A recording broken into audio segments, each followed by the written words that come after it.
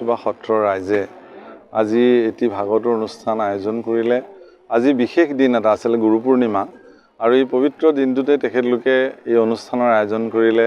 শ্ৰী শ্ৰী উত্তৰ বেটনা শংকৰদেৱ সত্ৰৰ আমি সত্ৰাধিকাৰ হিচাপে ইয়াত আমন্ত্ৰণ কৰিলে, আৰু এই অনুষ্ঠানত উপস্থিত থাকি সঁচাকৈ বৰ আনন্দিত হ'লোঁ। ইমান শৃংখলাবদ্ধ ব্যৱস্থাৰে তেওঁলোকে ভাগৱত শ্ৰৱণ কৰিলে। ৰাইজৰ যি প্ৰয়াস প্ৰচেষ্টা অত্যন্ত প্ৰশংসনীয়। বিশেষকৈ যুৱচামে লগ লাগি এই অনুষ্ঠানৰ আয়োজন কৰিছিলে। গতিকে আজিৰ প্ৰজন্মই এনেধৰণৰ আধ্যাত্মিক অনুষ্ঠানৰ আয়োজন কৰাটো খুবেই শুভ লক্ষণ, আৰু সকলোৰে মংগল কামনা কৰিলোঁ। অনুষ্ঠানটো বৰ শুভ অনুষ্ঠান হ'ল, এই কথা আমি স্বীকাৰ কৰিছোঁ।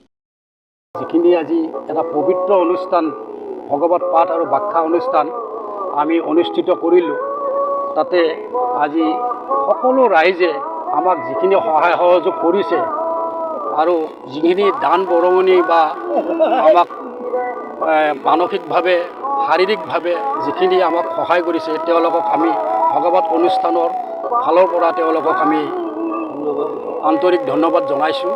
আৰু এই উক্ত পবিত্ৰ অনুষ্ঠান ভাগ আমি যাতে প্ৰত্যেক বছৰে কৰিব পাৰোঁ, তাৰ কাৰণে আমি ভগৱানৰ ওচৰত প্ৰাৰ্থনা জনাইছোঁ যেন আমাক এনেকুৱা শক্তি প্ৰত্যেক বছৰেই দি থাকে, প্ৰত্যেক বছৰে এই অনুষ্ঠান আমি পবিত্ৰ অনুষ্ঠানটি পাতিব পাৰোঁ।